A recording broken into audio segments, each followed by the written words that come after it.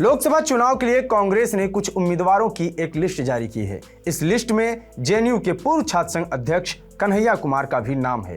कांग्रेस ने उनको उत्तर पूर्वी दिल्ली से उम्मीदवार बनाया है। यहां उनके सामने बीजेपी के पूर्व अध्यक्ष व निवर्तमान सांसद मनोज तिवारी मैदान में है। आइए जानते हैं क्या रही है बेगूसराय के कन्हैया कुमार की कहानी।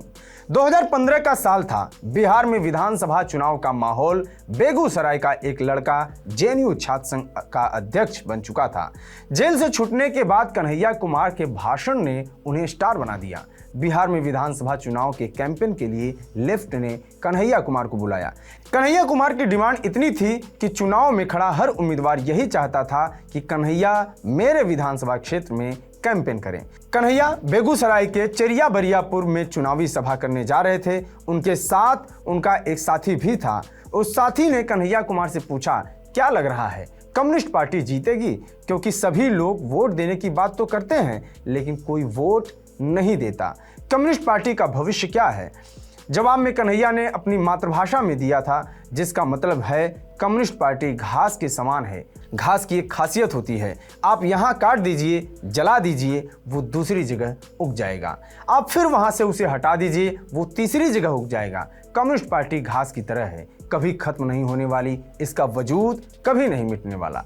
ये साल 2024 है। कन्हैया कुमार अब कांग्रेसी हो चुके हैं। बेगूसराय से टिकट नहीं मिला क्योंकि लालू यादव नहीं चाहते थे। 2019 के लोकसभा चुनाव में कन्हैया जब सीपीआई के उम्मीदवार थे तो लालू यादव ने उनके खिलाफ अपना उम्मीदवार उतार दिया। इस बार के चुनाव में लालू यादव ने बेगूसराय की सीट लेफ्ट को दी है। कन्हैया कुमार कांग्रेस में हैं लेकिन बेगूसराय से टिकट नहीं मिला। ऐसी अटकलें लगाई जा रही थी कि कन्हैया को दिल्ली के किसी सीट से कांग्रेस चुनाव लड़वा सकती है। रविवार को कांग्रेस ने अपने कुछ उम्मीदवारों की सूची जारी की। इस सूची में कन्हैया कुमार को भी जगह मिला। वो अब नॉर्थ ईस्ट दिल्ली से कांग्रेस के उम्मीदवार हैं।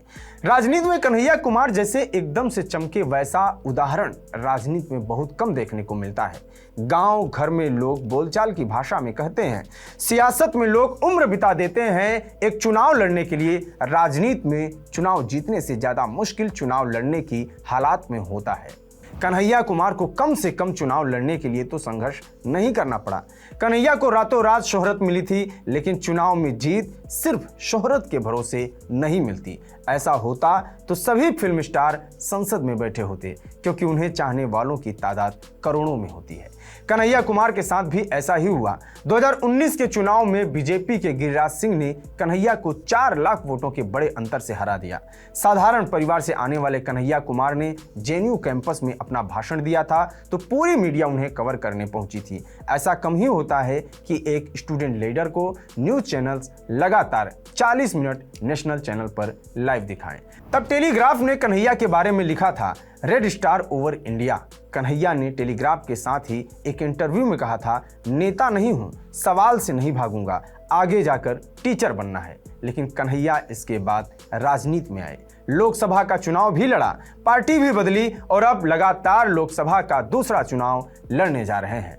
कन्हैया को कांग्रेस ने मनोज तिवारी के खिलाफ उतारा है। ये सीट अब काफी हाई प्रोफाइल हो चुकी है। उत्तर पूर्वी दिल्ली लोकसभा सीट पर पूर्वांचल के मतदाता बहुतायत में हैं। दिल्ली में बिहार की तरह वोटिंग नहीं होती। बिहार में वोटिंग के दौरान जात एक बड़ा फैक्टर होता है। कन्हैया कुमार के पक्ष में ये बात है कि वो बोलते अच्छा है, अपने शब्दों से लोगों को बांध कर रखते हैं। वो पहले भी कह चुके हैं, देश में 543 सीटों में से जहां पार्टी कहेगी वहां से चुनाव लड़ेंगे। हालांकि कन्हैया कुमार को बेगूसराय से चुनाव नहीं लड़ने का मलाल तो है ही। ये अलग बात है कि इस मुद्दे पर उन्होंने अभी तक खुलकर कुछ भी नहीं बोला है। रही बात उत्तर पूर्वी दिल्ली की, तो इस सीट पर मनोज तिवारी 2 बार चुनाव जीत चुके हैं। मनोज तिवारी बीजेपी के प्रदेश अध्यक्ष भी रह चुके हैं, लगातार क्षेत्र में एक्टिव हैं। लेकिन कन्हैया के पास भी ये प्लस है कि उनके साथ कांग्रेस के साथ ही आम आदमी पार्टी का वोट भी होगा। ऐसे में यह देखना होगा कि वो इस बार खुद को साबित कर पाते हैं या बेगूसराय वाला परिणाम यहां भी देखने को मिलेगा। ये वीडियो आपको कैसी लगी कमेंट बॉक्स में बताएं। इसी तरह के और वीडियोस के लिए बने रहिए TV9 डिजिटल के साथ। मेरा नाम है अंकित। नमस्कार।